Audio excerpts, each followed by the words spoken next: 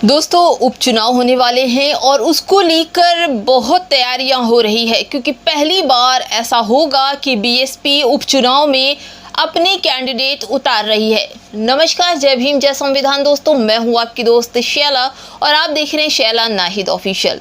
दोस्तों आज की खबर ही काफ़ी महत्वपूर्ण है क्योंकि अगर हम उपचुनाव की बात करें तो बहन जी की तीसरी सूची आ गई है और तीसरी सूची में जिन जिन लोगों के नाम हैं उन लोगों के नाम सुनकर आप चौंक जाएंगे। पहली सूची भी फाइनल हो चुकी है, दूसरी सूची भी फाइनल हो चुकी है, तीसरी सूची में अभिनेता गोविंदा के नाम है जिसको लेकर चर्चाएं इतनी ज़्यादा तेज़ है। ऐसा लगता है कि गोविंदा इस बार उपचुनाव में बीएसपी की साइड से लड़ेंगे क्योंकि इस समय देश का माहौल काफ़ी गर्म हो चुका है दोस्तों। जहां पर एसटी/एससी ओबीसी आरक्षण की बात हो रही है वहां पर सुप्रीम कोर्ट का फैसला आ गया है और इस फैसले के बीच सारे देश में एक बवाल मच गया है। और जहां पर तैयारी की बात की जाए तो उपचुनाव की तैयारी भी बड़े जोरों शोरों से तमाम पार्टियां कर रही हैं। इन तमाम पार्टियों के साथ साथ बहन जी जिस तरह से सोशल मीडिया पर सक्रियता दिखा रही हैं, बीएसपी के प्रति सक्रियता दिखा रही है, इससे तो यही लगता है कि इस बार 2027 के चुनाव को लेकर बहन जी का जो आंकड़ा है वो काफी आगे बढ़कर लोगों को कुछ नई चीजें देखने को मिल सकती है क्योंकि बहन जी के साथ आकाश आनंद जी भी हैं और उनके तमाम वो पिछले नेता जो रूठ कर बीएसपी से चले गए थे वो सभी इस पार्टी में फिर से आ रहे हैं। तो दोस्तों जो अब की खबर ये चल रही है कि उपचुनाव की जिस तरह से तैयारियां चल रही है उसको लेकर बहन जी की तरफ से तो नहीं पर सूत्रों का यही कहना है कि अब अभिनेता गोविंदा बहन जी के बीएसपी पार्टी से उपचुनाव मैदान में उतारे जा सकते हैं। उनको लेकर सरगोशियां भी तेज है कि गोविंदा को बसपा से टिकट दिया जा रहा है।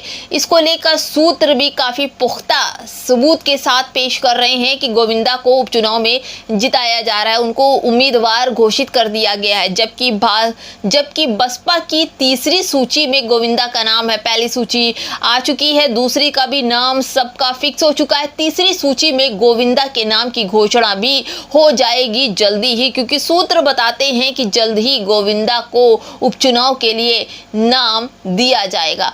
दोस्तों बहन जी को लेकर जिस तरह की चर्चाएं हैं कि उन्होंने लोकसभा चुनाव में ज़्यादा कोई परफॉर्म नहीं दिखाया है तो उसको लेकर अब उपचुनाव जो पहली बार बहन जी ने कभी उपचुनाव में अपनी भागीदारी नहीं दी है, लेकिन अब बहन जी काफ़ी सक्रिय, चाहे वो सोशल मीडिया हो या फिर लोगों के बीच उनकी चर्चाएँ हैं वो तेज़ हो गई है।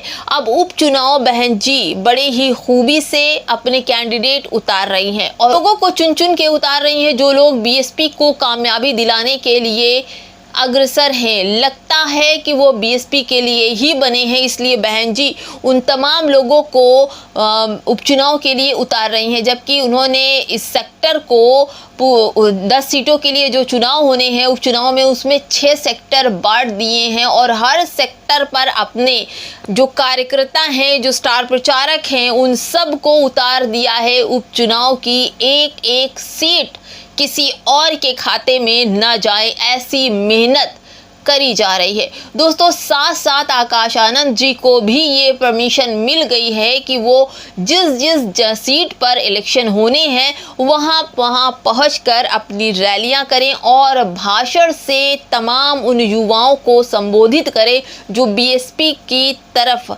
आना चाहते हैं और बीएसपी के जो विचार हैं उससे सहमत हैं, बाबा साहब अंबेडकर के विचारों से जो सहमत हैं। मान्यवर काशीराम की मेहनत से बनी बीएसपी डूब रही थी, लेकिन बहन मायावती जी ने अब बीएसपी में जिस तरह से सक्रियता दिखाई है उससे तो यही लगता है कि 2027 में अब बहन जी को कोई भी दिल्ली की गद्दी पर जाने से नहीं रोक सकता क्योंकि जिस तरह से दोस्तों अगर आप देखें तो यूपी में जिस तरह की गड़बड़ चल रही है केशव प्रसाद मौर्य की और योगी आदित्यनाथ की, उससे तो यही लगता है कि कुछ तो गड़बड़ यहाँ होगी।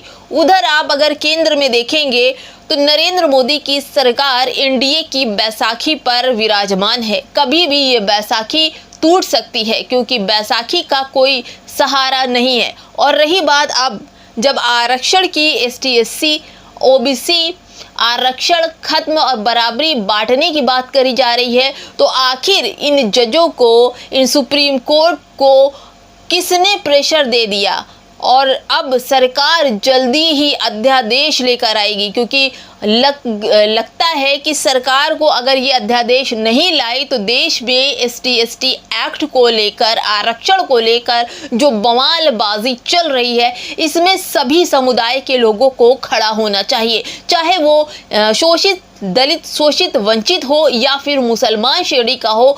अभी जब आप किसी के लिए खड़े नहीं होंगे तो आपके लिए कौन खड़ा होगा? हमारा तो यही कहना है कि अगर आपके अधिकारों की बात हो रही है, देश में शोषित वंचितों के अधिकारों के खत्म करने की बात चल रही है, तो अल्पसंख्यक समुदाय के लोगों को भी उनके साथ खड़ा होना चाहिए और उनकी लड़ाई में खुद की भागीदारी देनी चाहिए। क्योंकि अगर बाई चांस अल्पसंख्यकों के अधिकारों को वंचित किया जाएगा तो यही शोषित समाज आपका साथ देने के लिए खड़ा होगा, क्योंकि ये समाज जो है इन चीज़ों से उभर कर आगे आया है। 3000 सालों से इनके अधिकारों को छुपा रखा था, छीन रखा था सारे अधिकार। बाबा साहब अम्बेडकर ने इनको अधिकार आरक्षण के रूप में दिया था। अब ये आरक्षण जिस तरह से खत्म हो रहा है, उससे तो यही लगता है कि दलित, शोषित, वंचितों को अब फिर से दयनीय अवस्था में आना पड़ेगा। लेकिन आपको ये भी बता दें कि हमारे दलित, शोषित, वंचित जो भाई बहन हैं वो काफ़ी जागरूक हैं और अपने हक की लड़ाई के लिए दिल्ली की सड़क हो या फिर देश के उस कोने की सड़क हो, उन सड़कों को भरने का आंदोलन चल रहा है। और जल्द ही इस पर हो सकता है कि सुप्रीम कोर्ट फिर से संज्ञान ले। देखते हैं दोस्तों, गोविंदा किस तरह से उपचुनाव में उत्तर प्रदेश में भागीदारी देंगी, किस तरह से सीटें निकलती है उपचुनाव में। गोविंदा को जल्द ही टिकट मिलने के चांस है। और इस पर आपकी मेरी वीडियो पर क्या राय है दोस्तों, हमें कमेंट बॉक्स में ज़रूर बताइए। चलते हैं दोस्तों नई खबरों के साथ, हम फिर आएंगे। चैनल को लाइक, शेयर, सब्सक्राइब ज़रूर कर लीजिए। नमस्कार, जय भीम, जय संविधान।